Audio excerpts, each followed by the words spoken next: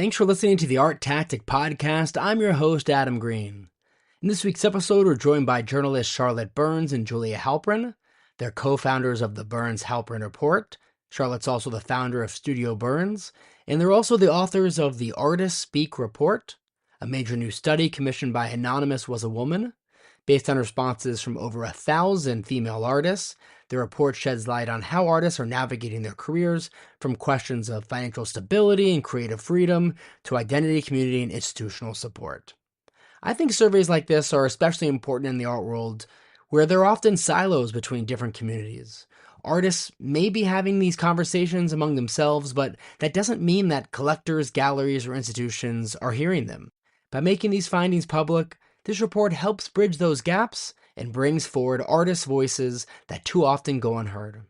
In our conversation, Charlotte and Julia walk us through how the report came together, highlight some of the most striking findings, and share ideas for how the art world might take action in response. Hope you enjoy the conversation. Thanks so much for listening.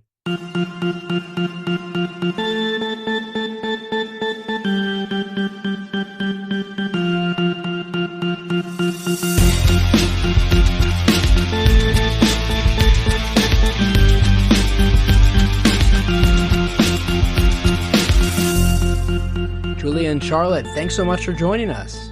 Thanks for having us. Thank you for having us, Adam. It's nice to be here. Absolutely. It's great having you back on, and I'm excited to dig into some of the key findings from your brand new Artists Speak report. So I think a good place to start, though, would be by telling us how this report came about, what motivated you to create this survey, and looking back now, what were some of the major goals that you had in mind when you first started working on it? So we had been connected a couple of years ago to Susan Unterberg, who's the founder of Anonymous Was a Woman, which is this organization that's been around for 25 years that gives unrestricted grants to female artists over 40.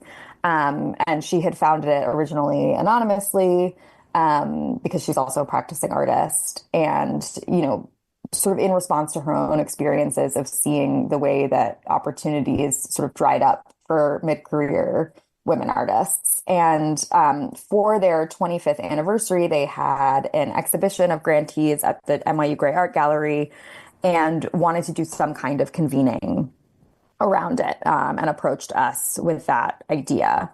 And because we don't know how to do anything halfway, we proposed an unreasonably ambitious idea that we survey all women artists in conjunction with this convening to figure out what they need in this moment, what their unique experiences are, to get a bit of a better sense of this group that is still quite under-researched.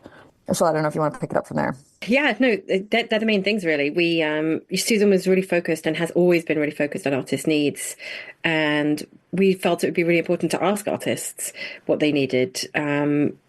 And so we did, and we thought that we worked with SMU Data Arts to bring together the survey, and Lauren Randolph as well, who helped organize the event.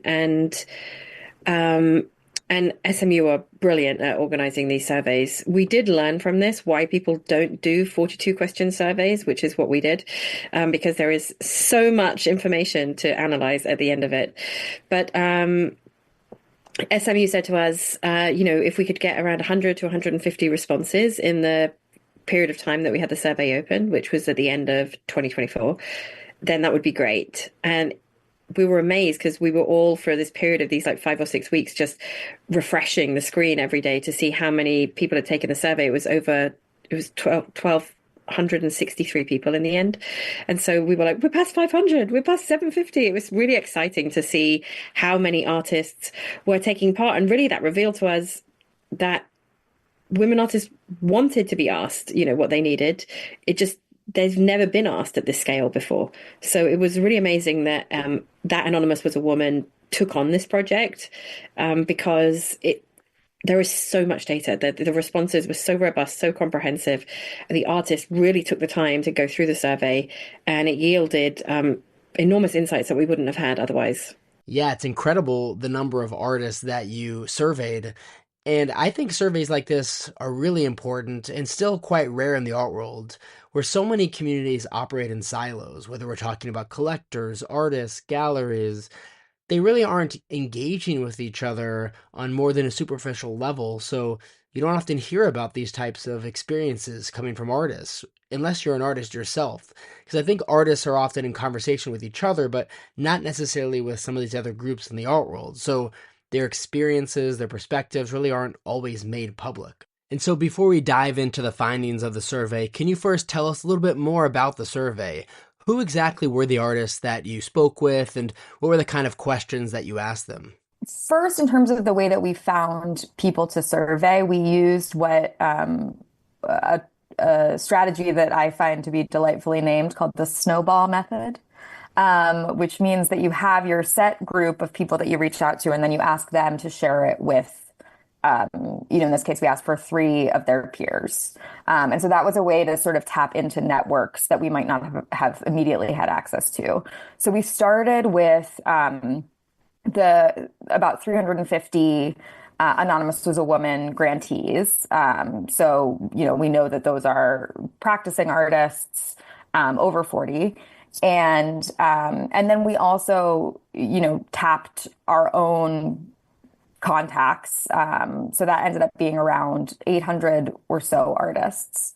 And then we asked them to share with their communities. So we also did some more strategic targeting, for example, of younger artists, because that's not something that was already in the Anonymous Was a Woman sample. But we still ended up with a skewing older sample. So the average age of respondents was 58 years old, and 63% of them had an MFA. Generally, we were, seeking people who identified as professional artists, whatever that meant to them.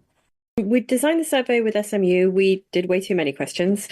We did 42 questions. And at the beginning, we were thinking, oh, that's too many questions because maybe people won't take the time to answer those questions. And they ran through various different categories. I sort of loosely grouped them into feelings and facts. So there were lots of factual information that we required from people, like who you are, where you live, what your age is, like biographical information. Then there was income information. So, according to your most recent tax filings, what's your household income? How is it derived? How much of it comes from, these particular sources? We asked people about how they spent their time. We asked people about caregiving. We asked them about, and then we asked them about their treatment. How did they feel they were treated in the art world based on their age, their gender, their race, their sexual orientation, various other things. And it was really interesting, and what resources they needed in the art world. What were the top 3 resources that had been most helpful to them in their careers, and what the top 3 and what had been least helpful to them, what was hindering their careers. And we asked them about belonging, how they, whether they felt they belonged in the art world, whether they'd experienced harassment, gender harassment, sexual harassment, various different kinds. We asked them about censorship, if they felt free to create work, or if they worried about speaking freely and how it would impact their career. So it was a very broad ranging survey. And then we have the top line results of the survey. And then also we work with SMU to break down those specific questions so we could analyze things by generation. So we could see how different generations felt, which is really interesting. We could see how different generations supported themselves, and we could see how they are making a living, how much time they're spending. We could see how different artists of different racial identities are doing the same thing, and how they're experiencing, how their lives are in the art world. So it was really, really interesting to look at the top line figures and then go into really a much deeper level of detail when we looked at the splits as well. And mostly it was American. Most artists were in America. But it was an international survey because of the way it snowballed. We didn't put a limit on how and where it could move through the world. So let's dig into some of the key findings from the report. We'll touch on some of them here. I definitely recommend listeners download the report and read it to get the full scope of the findings. I think one of the most positive findings is that artistic community is the most vital support system for women artists. Can you explain what does artistic community really mean in this context? And does that only mean in person, or is online also a part of that? And why do you think community ultimately plays such a powerful role in sustaining artists' careers? I think mostly people define it in the broadest sense, as in being around or in conversation with other artists, whether that's in person or online. One of the panelists on Julia's panel is the artist Stephanie Jameson, whose Louis Place is all online, for example. So there's different ways of creating community, and artists discuss that. It was really interesting how overwhelmingly important that was to artists compared to how ill supported they felt by institutions. And there were two kind of striking findings that we could see, that the art world, as we discuss it, amongst ourselves, as write about it as journalists or talk about it on podcasts like this, is increasingly less relevant for artists. They weren't feeling so supported by museums. They weren't feeling so supported by galleries. They don't feel able to make a living. We can see from their income data, they're not making a living from their art sales. But what is advantageous to them, what is helping them in their careers is one another and being in conversation with other artists. So we see where they are building convening, where they're building solidarity. Someone like a really great example of this is a Loophole of Retreat, and a panelist on my panel on the day that we launched the report in April. Was it April? Yeah, a panelist on my panel on the day we launched the report was Rashida Bunbury, who organized the most recent Loophole of Retreat around Simone Lee's representation at the US Pavilion in Venice for the Biennale. And it was a convening of predominantly Black women, intellectuals, artists, curators in Venice. It was a very optimistic, joyful, rigorous gathering. And so there's different ways that people build convening, whether they're together, whether they're physically together, whether they're online, or whether they're just in small groups of artists hanging out, catching a drink. But artists together talking seems to be the key driver. And it seems to increase with age. It's especially true for artists who are 65 and older. But you can still see there is important areas of distance particularly around race. You can see that women artists really want to be in community, but definitions of community are less clear. And we really understood that women artists are so under-researched that the information we could see in the data around the gaps in people's lived experience, the differences in people's lived experience, we've certainly never looked at data like this, and we don't think it's really available. And so it was very eye-opening to have access to those responses and then be able to analyze the data and really understand where there are gaps, where there are distances, and how you can think about shared goals and also areas of great distance. Another really striking finding was that many artists, especially artists of color and younger artists, feel pressure to make work about their identity. How did you interpret that finding? It seems in recent years there's been such a focus on identity-driven work, and the art market, it initially responded very favorably to that type of work. Many conversations started to center more on the artist's identity than on the work itself. The market, it seems to have pushed back a bit on this identity-type trend work.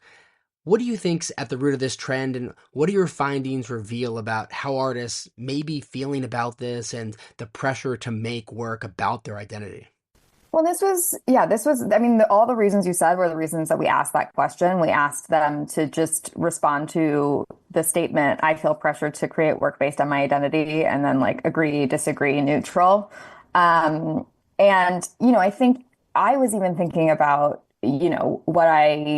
what I knew and learned about artists who were active in, the 50s and 60s, like abstract painters like Alma Thomas or Sam Gilliam, who talked about how it was harder for them then to gain traction because there was this feeling that they weren't making work about their identity. And so I think certainly we see in groups that have not been considered the sort of dominant strain of art history, that is something that they encounter and that they have to balance. And so overall, 30% of artists said that they experience some pressure to create work on their identity. But as you said, it is more keenly felt among younger generations and artists of color. Um, and, I think so it was like 50% of Asian artists said they felt that way. Around 50% of Black artists felt that way. 40% of Hispanic and Latinx artists compared to like a fifth of white respondents. And so, I think certainly we see that this pressure is not experienced equally across the board. And I think it's also interesting to think about it in the context of how artists described their treatment in the art world. So white respondents, who were the majority of survey participants, were the most likely to feel neutral in response to the statement, "I perceive a difference in the way I'm treated in the art world due to my race." And then interestingly, Hispanic and Latinx, Asian and Black respondents were less neutral. So they were more positive. They either experienced it more positively and more negatively.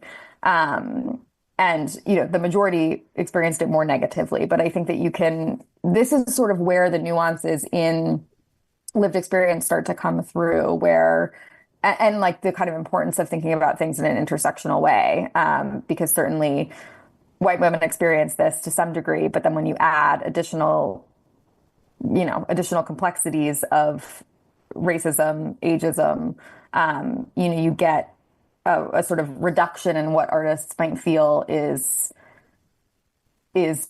possible for them to make and succeed at the same time. Yeah, I think that really was one of the most vital findings from the report. So there were many findings, of course, some we haven't discussed yet. I'm curious, what were some of the findings that maybe you, as the authors of this report, found most relevant, surprising, or important to highlight that we haven't touched on yet? One of my kind of favorite ones that's counterintuitive is the fact that, first of all, overall, we see, a lot of artists are selling art directly, so not through agents or galleries. But interestingly, artists over 65 are leading the way in that regard.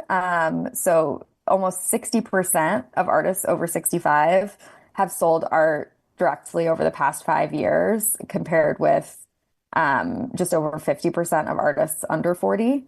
I think we think of younger artists as the ones that are kind of out there selling on Instagram and pursuing these more entrepreneurial, non-traditional paths. But in fact, we see, and maybe it's because they've developed these networks and relationships over the course of a career. But we see that actually older artists are the ones that are leading the way in selling directly. I think something really interesting for me was the fact that most artists are not spending most of their time making art, and they're not earning a living from art. I think only 17% of artists on average, 70% of income on average is coming from sales of work of art. So it's really interesting then to think about how the art world is supporting artists. How is it viable? How is it sustainable to be an artist? And for most artists, they're kind of cobbling it together. And it's interesting to think about how the materials that they have to cobble that together differ by generation and differ by race. So we can see for the older generation, artists above 65, a lot of them wrote in responses to let us know how important Social Security and pensions had been for them.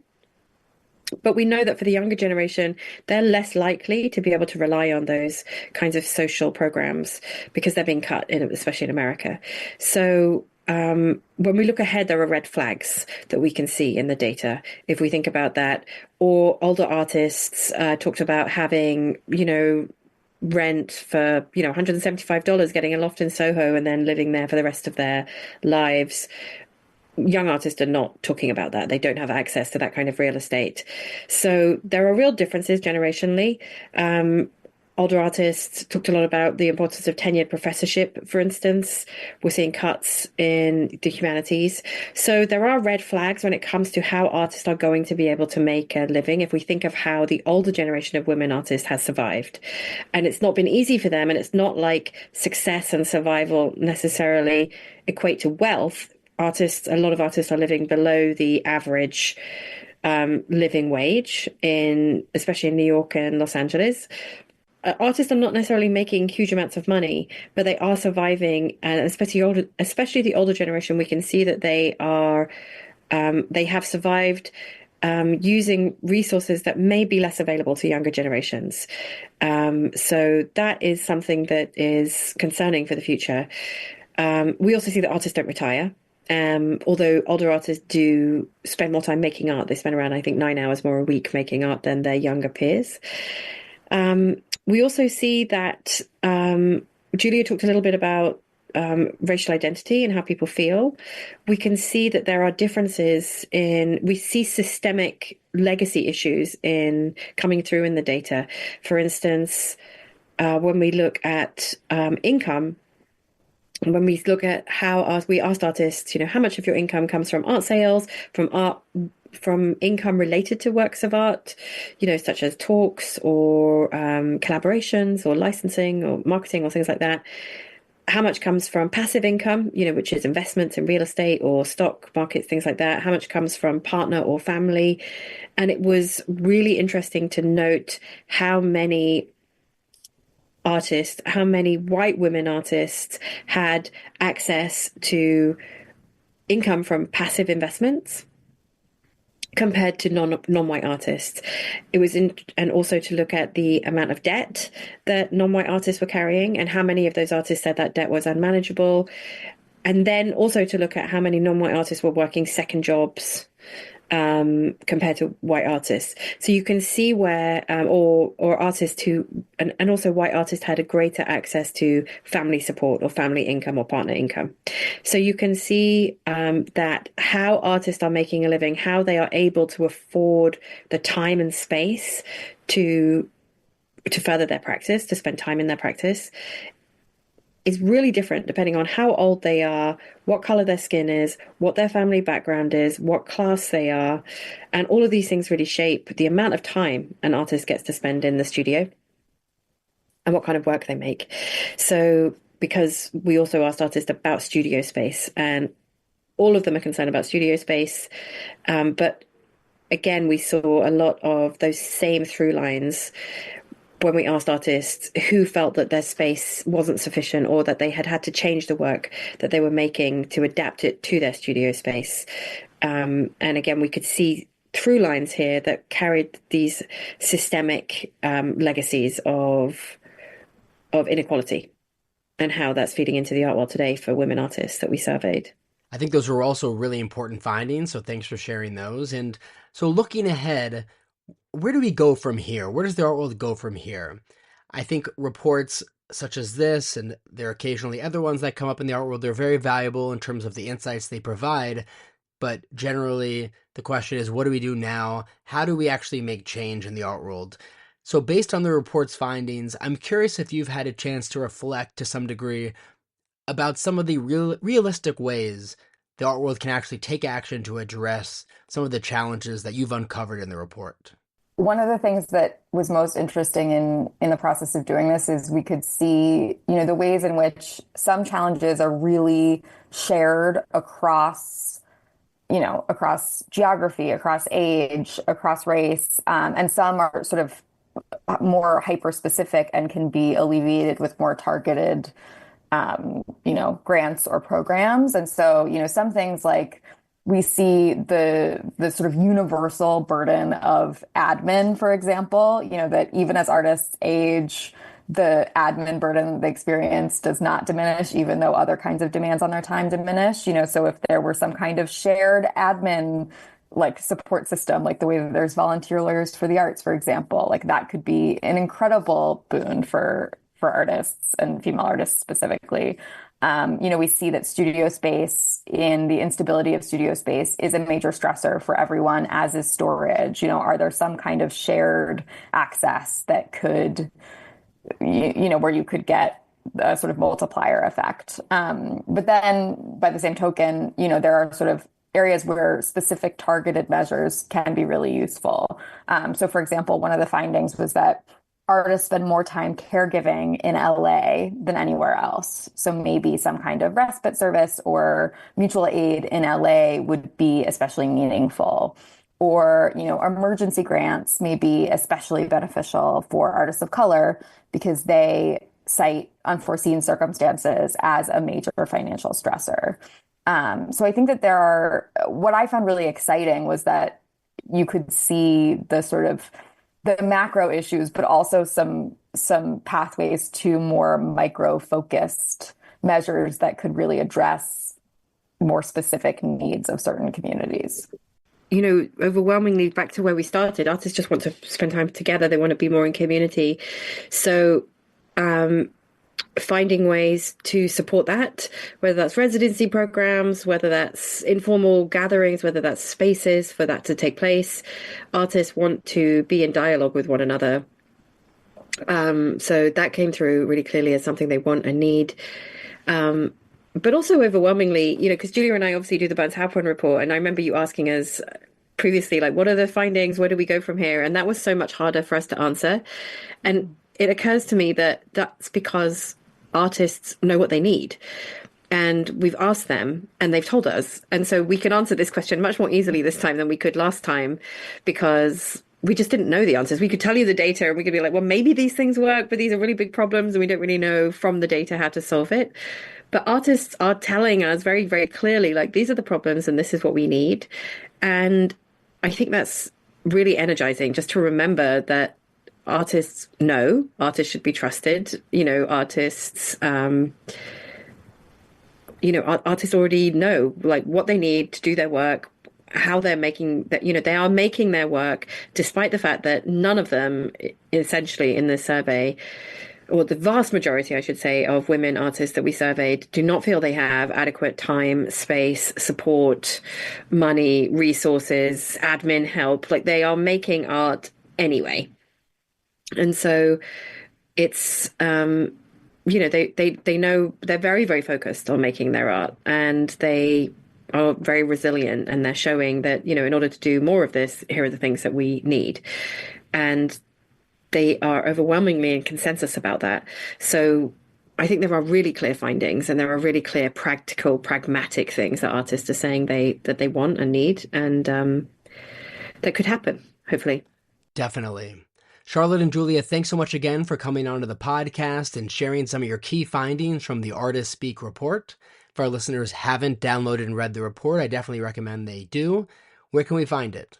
So you can find it on the Anonymous Was a Woman website, anonymouswasawoman.org/report. Perfect. Thanks so much again. We appreciate it. Thanks, Adam. It's great to be here. Thank you for having us and talking about it.